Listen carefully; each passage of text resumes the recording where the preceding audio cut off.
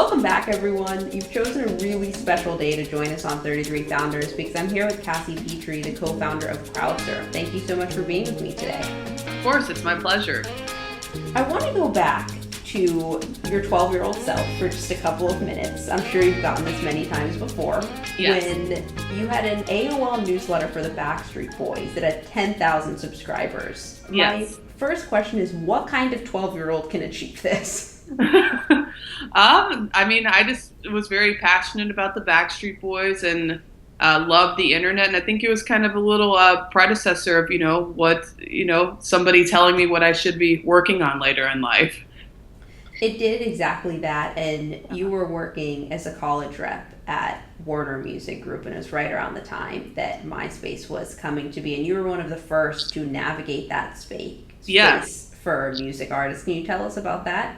Yeah, I was I went to school at Middle Tennessee State University, and that's it's a really hot college for music business, and there's also a lot of really great bands and musicians who go to that school as well.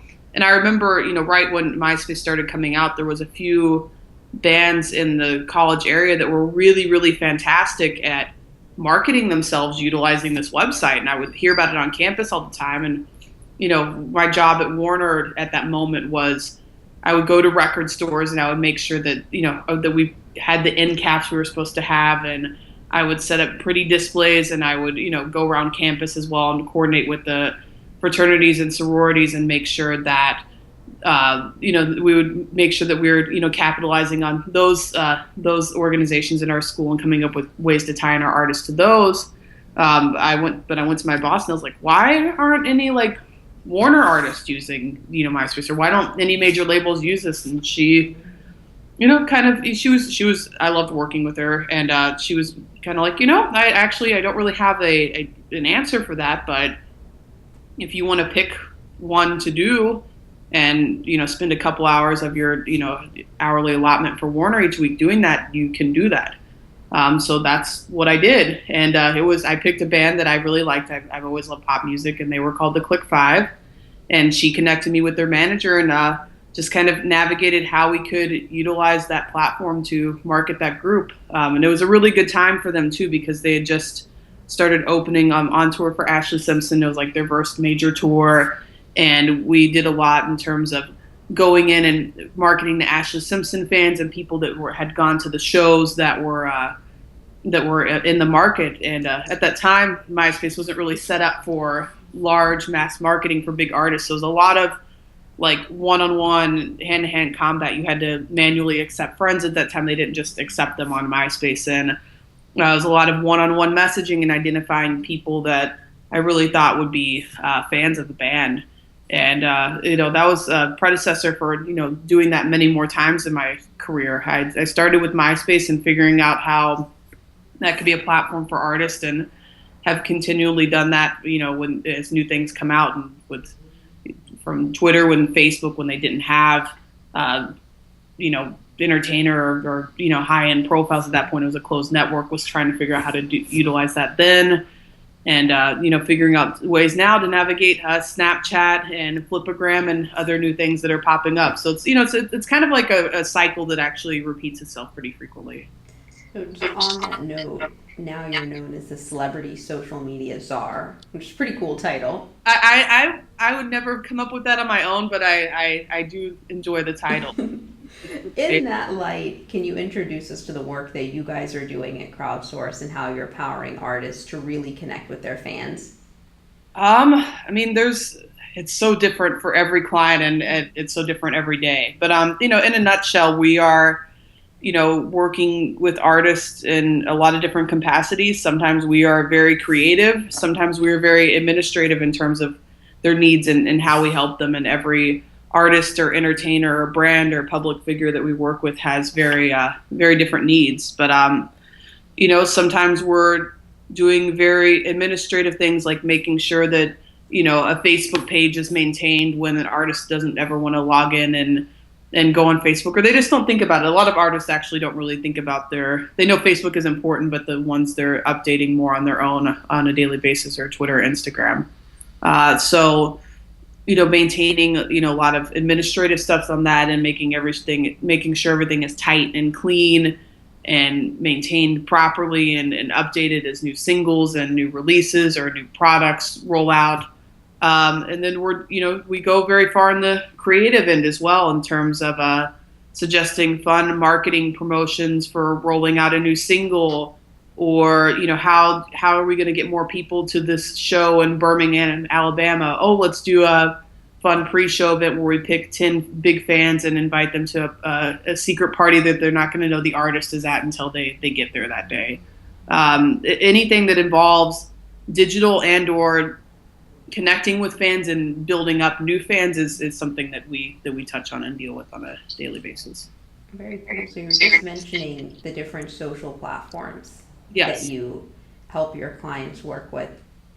For Snapchat in particular, what do you see as really successful on there? And do you have any predictions for what's coming in that area? In the Snapchat area, it's been, Snapchat has been a little tricky because it's not public, so it doesn't broadcast to everyone it doesn't broadcast out to where everyone can see it. You have to be subscribed and accepted, or publish a story a certain way. That's that kind of thing. So it's something that we're still experimenting with and figuring out the best way for our clients to use it. For a lot of our clients with the younger demo, Snapchat is actually one of the most engaging platforms. They don't provide a lot of stats at this point to see, how exactly engaging something is, but you can see how many times people have viewed a story, and that number is often a lot higher than you think it would be for some different artists. So we work with a lot of artists on creating little My Stories is what they're called, because those go out to everyone and everyone can see them. Sometimes if we want to reward certain hardcore fans, we'll send exclusive content just to a certain group of fans, or suggest, to one of our clients, hey, these are 5 or 10 really big fans that are on Snapchat here. You may want to send them a nice, sweet little message, and then they'll go in and craft their own message and send it to fans themselves. Or there's some clients where they don't need that kind of guidance, but if we just make sure that 30 minutes every week is blocked in their calendar to get on Snapchat, they'll get on and do their thing and make fans feel welcome and excited. And we've done some promotions on the Snapchat, in terms of their news stories and their platforms that are a little more curated and have journalists and photographers come out and cover a certain event and properly put together editorial or a video piece. We've done that too, and have seen some success with that as well.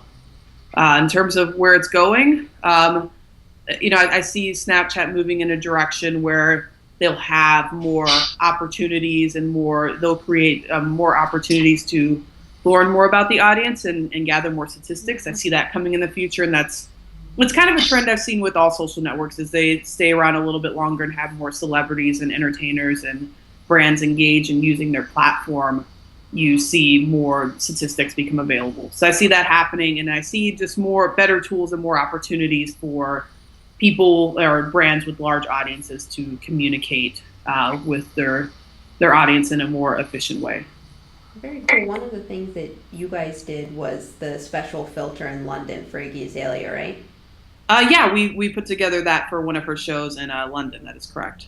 Very cool. And was that also well received by the audience? Yeah, it was awesome. I mean, people like it. It's something simple, but they get excited when they're at a show and they realize, like, oh, there's a little like Black Widow spider I can put on my picture. Like, it's just very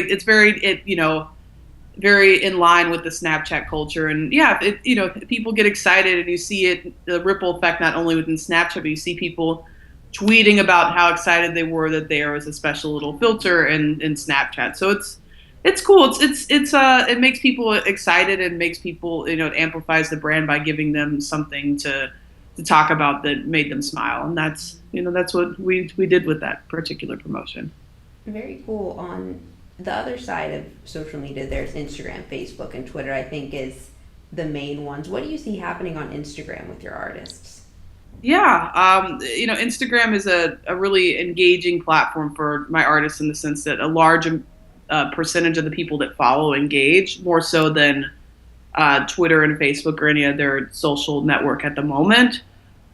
So that's amazing. It's very engaging and very personal, and I feel like the quality of content that goes on Instagram is really great. And I think that one of the reasons Instagram has been so successful is that it's made it so that you have to have a photo to upload a piece of content, which kind of makes it sets the bar a little higher in general because you don't have to do that on Twitter or Facebook. So you automatically have to, it's not as easy to post, and it makes you kind of think a little bit harder about what you're going to post. And I think that creates better quality content on that particular platform. The advertising being integrated into the platform, I think, is going to be, it's going to take a second for consumers and some of our artists to get used to. And it's always frustrating because you know that advertising is being run against some of our clients' names, and they're not making money off of that, and that always kind of frustrates me.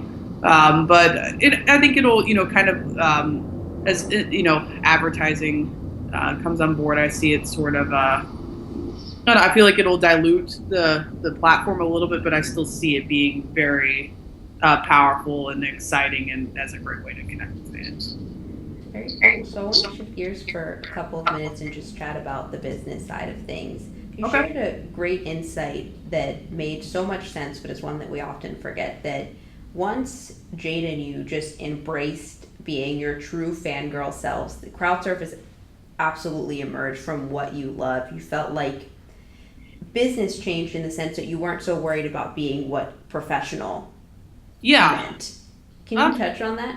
yeah, absolutely. And I think that's just a good life lesson in general, to not be scared of being, who you are, not, making decisions based out of fear, based out of what other people think.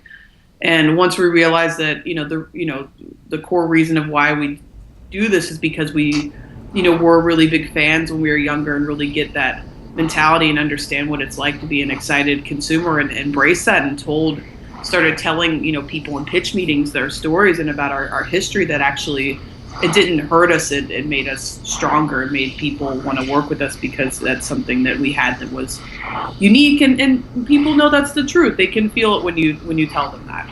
And I think when we started being honest and not trying to fit into a particular mold, quote unquote, that we really, I saw business explode more than ever.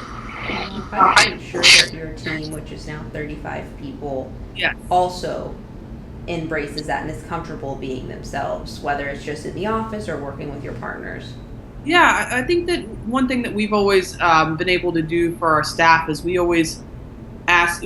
I think we know like what their sort of main peak interests are, and what their long term goals are, and what type of music and artist or movies or whatever they like. And it's good that we always know that stuff, because sometimes we get thrown a project that we normally wouldn't take, but we're like, oh, but this person was interested in doing this, working on movies or working on, television stars. Let's figure out how to bring that person in, because they're passionate about it, and we have the infrastructure and knowledge about social networking. We can figure out how to make it work. So I've seen a lot of careers and roles develop at our company that we never anticipated, simply because people were excited or passionate about a particular thing.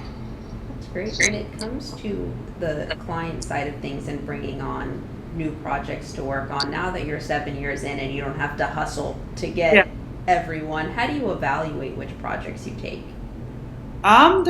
Let's see. I mean, at the end of the day, I think sometimes it comes down to a gut and making a decision based upon like if it's going to be a good working relationship, and again, not taking something out of fear or because you feel guilty, but taking something because you're excited about it, or we think, we can help them, or we think it's going to be a great working relationship. Um, and sometimes it's hard to tell too until you get a couple months into a project as well. There's some projects that I didn't feel great at about the beginning and ended up being a really great long-term project. And there's some that I was like, man, this project's going to be great. I'm going to work on it for years. And like 2 months in, I was just like, this isn't going to work.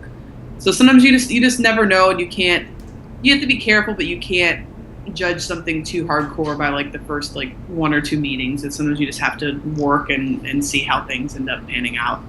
Can you share some of the projects you guys are working on right now? Yes, we work on a lot of projects. Right now, our projects are probably about half record labels and then half working directly with artists. So we work with a lot of projects, the Universal and particularly Interscope. We've worked with them for several years, and they've always been really fantastic to work with and give us some of their high priority projects. But we're working on the Carly Rae Jepsen record that just came out, and it's really good and amazing. And I saw her last night, and she sounded great and has some really amazing songs.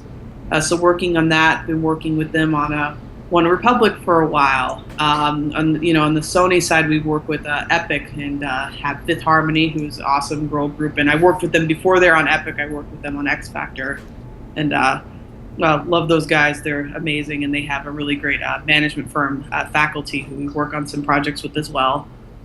With Epic as well, do some work on Meghan Trainor, and they have a few developing acts that are coming in that we're going to work on that I'm excited about. Work on Backstreet Boys, which is like my childhood passion, so that was pretty cool. Work on a lot of other projects in the Maverick management fold. So worked with Britney Spears for several, almost like 6 years now. Do some work with Miley Cyrus and Avril Lavigne and Steven Tyler and a lot of other amazing artists in that realm. Doing some working on a new project with Warner Nashville. His name is Chris Jansen. He has a runaway hit single called "Buy Me a Boat." The song is brilliant, and doing some work there. And then we're working on Matthew West, who's like a Christian music. He's one of the main acts in that space. So we have a lot of other projects, but a little bit of everything, and it's fun and exciting. Very cool. And I know that Steven Tyler was a big one for you, right? Because your dad loves him? Yes, my dad is a big fan, and I always grew up listening to, Aerosmith, and he'd always, play them around the house. And so I've, know their catalog pretty well. And my dad was always really amazing about, driving me to concerts before I was able to drive. And so I was so excited because a couple weeks ago I was able to take him to go see Aerosmith, and he'd never seen them before. So it was a really nice full circle moment. That's awesome. When it comes to your job in particular, I think a lot of it sounds so fun and so glamorous. But what's a misconception about your role that you don't think but it doesn't have to necessarily be a bad one, but that most people don't know about what goes into Crowdsource and bringing each of these projects to life? I think that it's a lot of work, and a lot of times for example, if I'm on site in an awards show with a client, or like American Idol taping, for example, I'm not actually usually if a digital person's with them, they're not actually in the audience or actually watching the show. They're watching the show backstage at a television monitor to see what's happening on TV, if their artist is appearing on it or not, and then looking at what people are saying about them online. You're not actually you're at an award show, but you're not actually at an award show. You're working. You're at you're watching it, and you're on your phone or on your computer and looking at what people are saying and what's trending, and figuring out what's how to suggest content for your artist to react to what's going on at that moment. So we go to a lot of events, but we're not attending them, I think, in the way that, most people expect. Or if I go to a lot of red carpets, but I'm not, walking a glamorous carpet. I am taking notes on all the outlets that are there and seeing, what they're going to be saying or tweeting or posting about artists. And it's observing and taking notes and running to make sure you don't miss anyone. It's not relaxing or enjoying anything glamorous by any means. On the other end, what's your favorite part of the job? I have a lot of favorite parts, but I think that but I think that I remember when I worked at Warner, and the thing that I always got frustrated with was that we would, me or anybody on the team would come up with great ideas, and there's a lot of hoops to jump through, and they're a big organization, and rightfully so. They have to protect themselves from a legal perspective, and go through a big process with their legal team when it comes to onboarding new social networks or running certain contests or that kind of thing. So I completely get it and understand why it was the way it was, but I was so excited when I left and got to do my own thing, because it was, all of me and Jade and everyone, a lot of people that work with us. I think the reason why we work here and not at a larger corporation or not at another company is because we suggest things and they actually happen. Like we actually get this, I feel like what we do actually makes a difference.